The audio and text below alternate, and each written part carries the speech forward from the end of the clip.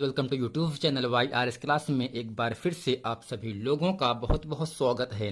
जैसा कि दोस्तों इसके पहले के वीडियो में मैंने आप लोगों को प्रतिबिंब किसे कहते हैं, प्रतिबिंब कितने प्रकार के होते हैं और ये दो प्रकार का होता है, वास्तविक प्रतिबिंब, आभासी प्रतिबिंब। गोरी दर्पण किसे कहते हैं, यह कितने प्रकार का होता है। दोस्तों ये दो प्रकार का होता है, अवतल दर्पण और उत्तल दर्पण।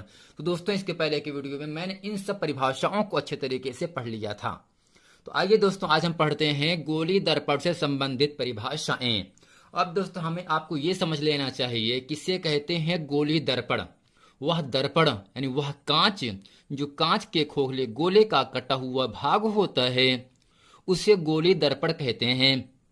अब दोस्तों गोली दर्पण के एक पृष्ठ पर पारे की पालिश तथा लाल ऑक्साइड पेंट लगा होता है और जो दूसरा तल होता है, दूसरा पृष्ठ होता है, उससे परावर्तक तल होता है, अर्थात उससे प्रकाश का परावर्तन होता है।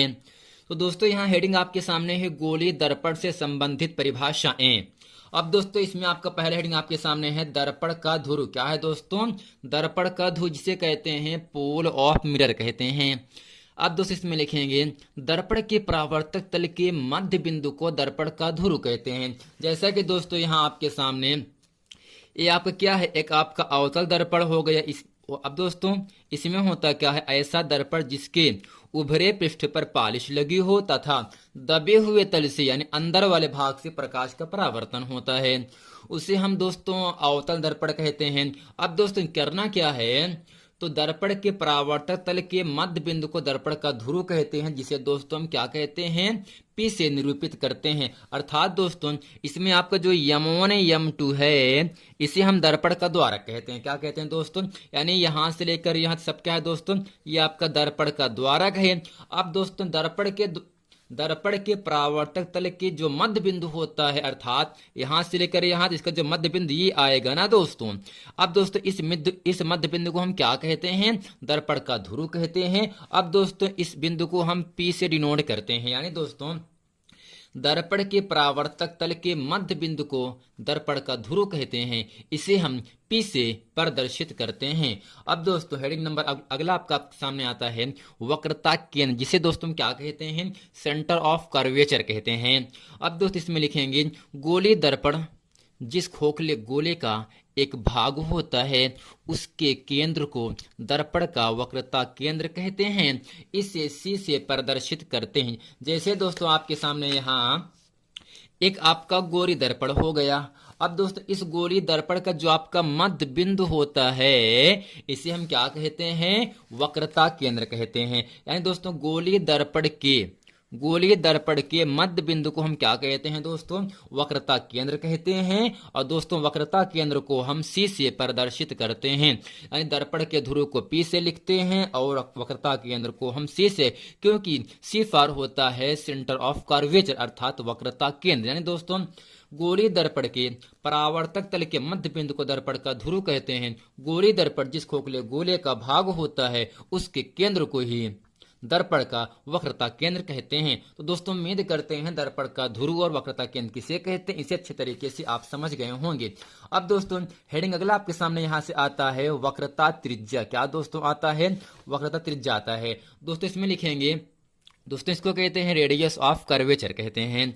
गोली दर्पण जिस खोखले गोले का भाग होता है उसकी त्रिज्या को ही गोली दर्पण की वक्रता त्रिज्या कहते हैं, इसे आर से प्रदर्शित करते हैं। यानी दोस्तों कहने का मतलब इतना है, ये आपका गोली दर्पण हो गया, ये क्या होगा दोस्तों, आपका वक्रता केंद्र हो गया। अब दोस्तों यहाँ पर आपका ध्रुव होता है, यानी गोली दर्पण के ध्रुव और वक्रता केंद्र के बीच की जो दूरी दोस्तों होता है, इस दूरी को हम क्या कहते हैं, वक्रता त्रिज्या कहते हैं, जिसे हम आर से प्रदर्शित करते हैं। यानी दोस्तों गोली दर्पण जिस खोखले गोले का भाग होता है उसकी त्रिज्या को, अर्थात दोस्तों ये पूरा आपका परिधि कहलाता है, ये पूरा क्या दोस्तों कहलाएगा, परिधि कहलाता है। यानी परिधि से लेकर केंद्र तक की जो दूरी होता है दोस्तों उसे कहा जाता है वक्रता त्रिज्या कहा जाता है। इसे दोस्तों हम आर से लिखते हैं या प्रदर्शित करते हैं। यानी गोली दर्पण जिस खोखले गोले का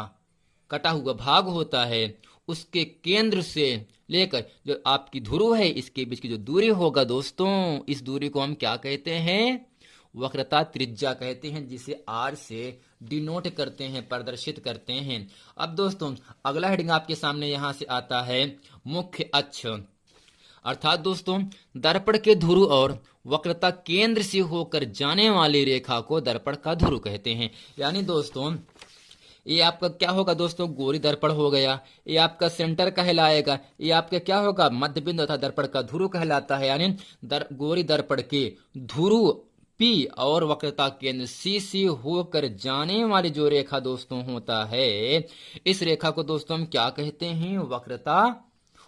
मुख्य अक्ष कहते हैं। यानी दोस्तों गोरी दर्पण के ध्रुव और वक्रता केंद्र C से होकर जाने वाली रेखा को हम दोस्तों क्या कहते हैं? गोरी दर्पण का मुख्य अक्ष कहते हैं। इसे दोस्तों PC से प्रदर्शित करते हैं। तो दोस्तों उम्मीद करते हैं दर्पण का ध्रुव, वक्रता केंद्र, वक्रता त्रिज्या, मुख्य अक्ष किसे कहते हैं, इन सब परिभाषाओं को अच्छे तरीके से आप समझ गए होंगे।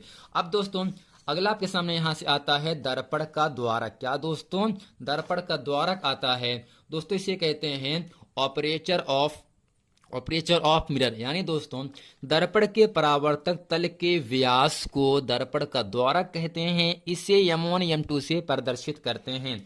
अगर दोस्तों यहाँ आपके सामने मैंने क्या बना दी? एक आपका अवतल दर्पण बना दिया, यानी ऐसा दर्पण जिसके उभरे पृष्ठ पर पॉलिश लगी हो और दबे हुए तल से प्रकाश का परावर्तन होता है, उसे दोस्तों हम अवतल दर्पण कहते हैं। अब दोस्तों यानी गोरी दर्पण के परावर्तक तल का जो व्यास होगा, अर्थात दोस्तों यहां से लेकर यहां तक की जो दूरी होगी, जो डिस्टेंसिंग होता है, इस दूरी को हम दोस्तों क्या कहते हैं? दर्पण का द्वारक कहते हैं। और दोस्तों दर्पण के द्वारक को हम M1 M2 से प्रदर्शित करते हैं। दोस्तों कहने का मतलब इतना है, दर्पण के परावर्तक तल के व्यास को दर्पण का द्वारक कहते हैं। इसे M1 M2 से प्रदर्शित करते हैं। अब दोस्तों अगला आपके सामने आता है मुख्य फोकस, जिसे दोस्तों क्या कहते हैं? प्रिंसिपल फोकस कहते हैं। तो दोस्तों दर्पण के मुख्य अक्ष के समांतर आने वाली प्रकाश किरणें दर्पण से परावर्तन के पश्चात मुख्य अक्ष के जिस बिंदु पर मिलती हैं या मिलती हुई प्रतीत होती हैं, उस बिंदु को दर्पण का मुख्य फोकस कहते हैं। इसे कैपिटल F से प्रदर्शित करते हैं। अगर दोस्तों आपको हम समझाना चाहें, ये जो आपका दर्पण है, ये आपका अवतल दर्पण दोस्तों हो गया यहां से ना। तो ये दोस्तों अवतल दर्पण का जो परावर्तक तल का होता है, अर्थात यहां से लेकर यहां तक, इसे हम दोस्तों M1 M2 क्या होगा? आपका एक व्यास कहलाता है। दर्पण के परावर्तक तल के मध्य बिंदु को दर्पण का ध्रुव कहते हैं। दोस्तों यहाँ आपका सेंटर होगा। अब दोस्तों करना क्या है? PC से अगर हम कोई रेखा गुजार देते हैं तो दोस्तों PC क्या होगा? आपका मुख्य अक्ष कहलाता है। अब दोस्तों यहाँ आपको क्या समझना है?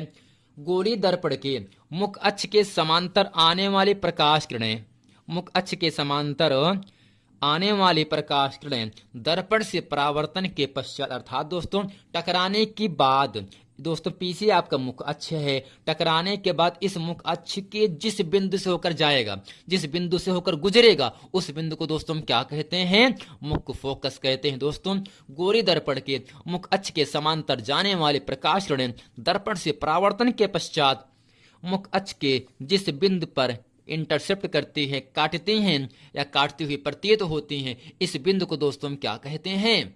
मुख्य फोकस कहते हैं। दोस्तों कहने का मतलब इतना है, गोरी दर्पण के मुख्य अक्ष के समांतर आने वाली प्रकाश किरणें दर्पण से परावर्तन के पश्चात मुख्य अक्ष के जिस बिंदु पर काटती हैं, इस बिंदु को ही दोस्तों क्या कहा जाता है? मुख्य फोकस कहते हैं। और दोस्तों मुख्य फोकस को कैपिटल F से प्रदर्शित करते हैं। अब दोस्तों अगला हेडिंग आपके सामने यहां से आ जाएगा फोकस दूरी।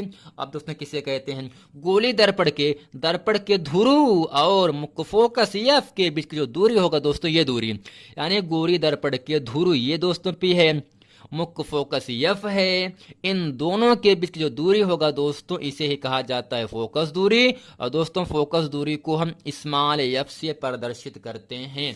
दोस्तों कहने का मतलब इतना है, यहां से गोली दर्पण फोकस दूरी यानी फोकल लेंथ, गोली दर्पण के ध्रुव तथा मुख्य फोकस के बीच की दूरी को दर्पण की फोकस दूरी कहते हैं। इसे स्मॉल एफ से प्रदर्शित करते हैं। यानी दोस्तों कहने का मतलब इतना है, इस गोलीय दर्पण में ये आपका ध्रुव होगा दोस्तों, क्या होगा आपका ध्रुव कहलाएगा, ये आपका दोस्तों सेंटर कहलाएगा।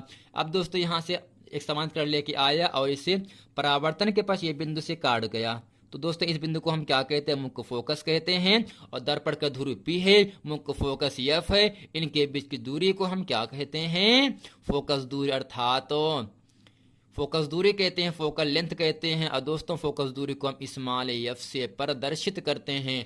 तो दोस्तों उम्मीद करते हैं फोकस दूरी को अच्छे तरीके से आप लोग समझ गए होंगे। यानी दर्पण के ध्रुव P और मुख्य फोकस कैपिटल एफ के बीच की दूरी को हम दोस्तों क्या कहते हैं, फोकस दूरी कहते हैं, जिससे स्मॉल एफ से प्रदर्शित करते हैं। अब दोस्तों अगला आपके सामने हेडिंग आता है फोकस तल, जिसे कहते हैं फोकल प्लेन कहते हैं। मुख्य अक्ष के अभिलंबवत तथा मुख्य फोकस से होकर गुजरने वाले समतल को दर्पण का फोकस तल कहते हैं। यानी दोस्तों मुख्य अक्ष के अभिलंबवत, मुख्य अक्ष के अभिलंबवत तथा मुख्य फोकस से जो रेखा गुजरती है उससे दोस्तों हम क्या कहते हैं, दर्पण का फोकस तल कहते हैं। यानी दोस्तों ये क्या होगा आपका, एक आपका अवतल दर्पण कहलाएगा। ठीक दोस्तों, ये आपका दर्पण का ध्रुव कहलाता है। दोस्तों दर्पण का जो आपका परावर्तक तल आपका वो आपका M1 M2 कहलाता है, जिसे हम दोस्तों दर्पण का द्वारक कहते हैं। दोस्तों यहाँ आपका सेंटर कहलाएगा। तो दोस्तों बीच में क्या होगा, आपका मुख्य फोकस कहलाता है। तो आपको समझना क्या है दोस्तों, यहाँ से मुख्य अक्ष के अभिलंबोत का मतलब दोस्तों 90 अंश, ठीक, यानी लंबोत का मतलब 90 अंश, यानी मुख्य अक्ष के लंबोत तथा मुख्य फोकस से होकर जाने वाले दोस्तों मुख्य अक्ष के अभिलंबोत होना चाहिए और मुख्य फोकस से गुजरना चाहिए। दोस्तों आपका मुख्य फोकस एफ है, इस रेखा को हम ऐसे आपको गुजार देंगे ऊपर करके यहाँ से ना दोस्तों इस रेखा को हम क्या कहते हैं, फोकस तल कहते हैं।